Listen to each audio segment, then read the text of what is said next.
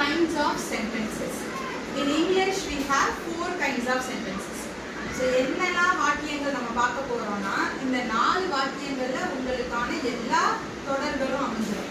For example, first one, assertive sentence. That is called statement. The assertive sentencesன்றது ஒரு இன்ஃபர்மேஷனை தெரிஞ்சுக்கிற மாதிரி நமக்கு ஒரு தகவலை கொடுக்கிற மாதிரி இருந்தா that is called statement. Assertive, declarative sentence. அடுத்தது இத தமிழ்ல பார்க்கும்போது செய்தி வாக்கியம். நமக்கு ஒரு தகவலை கொடுக்கக்கூடியதா இருக்கிறதுனால இது செய்தி வாக்கியம். Next interrogative sentences. நான் ஒரு விஷயத்தை தெரிஞ்சுக்கிறதுக்காக மற்றவங்க கிட்ட கேட்கிறேன் அப்படின்னா that is called interrogative sentences. வினா வாக்கியம். அடுத்தது imperative sentences. மற்றவங்கள ஒரு வேலையை செய்ய வைக்கிறதுக்காக நம்ம கொடுக்குற இன்ஸ்ட்ரக்ஷன்ஸ் தான் imperative sentences. தமிழ்ல கட்டளை வாக்கியம். அது ரிக்வெஸ்டாவும் இருக்கலாம், கமாண்டாவும் இருக்கலாம்.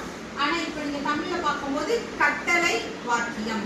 அடுத்தது எக்ஸ்க்ளமேட்டரி சென்டென்சஸ். நம்மளோட உணர்வுகளை வெளிப்படுத்துறதுக்காக யூஸ் பண்ணக்கூடிய சென்டென்சஸ் தான் எக்ஸ்க்ளமேட்டரி. நம்மளோட இமோஷன்ஸை எக்ஸ்பிரஸ் பண்றதுக்காக. இது தமிழ்ல உணர்ச்சி வாக்கியம்.